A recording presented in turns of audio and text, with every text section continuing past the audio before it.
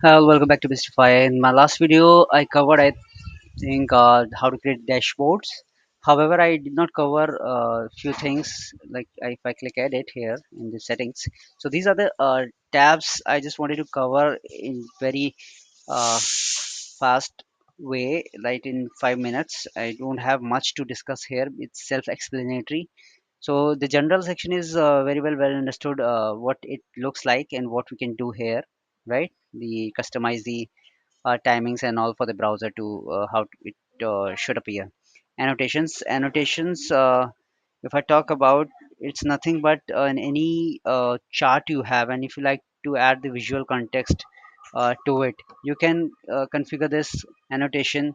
You can come here, annotation and alerts. You can configure, choose Grafana, CloudWatch we have created, and it gives you select all the panels or any selected panel. Like we have one panel created that is called new panel, and we have the same metrics namespace and the metrics options available, dimensions is the same, and then run test annotation query. It will give you such kind of thing because we don't have anything to talk about here. I mean, if you don't have anything to chart available in the chart, like no fluctuations is there, so it won't add any visual context to it.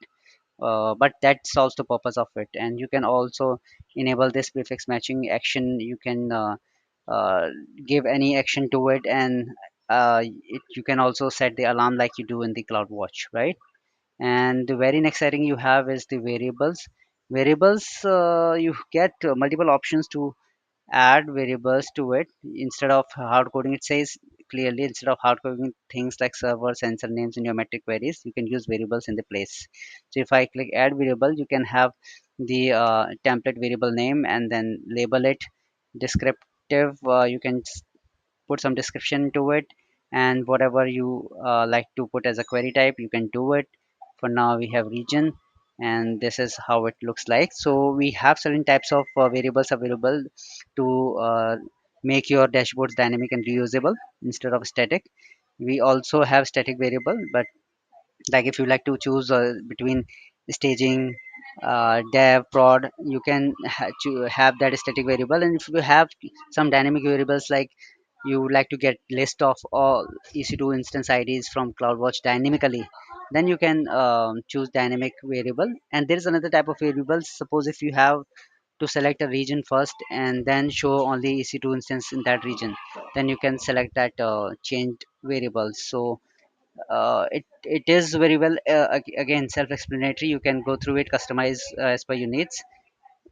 Next section is links, and this is nothing but to link your dashboards with the other dashboards.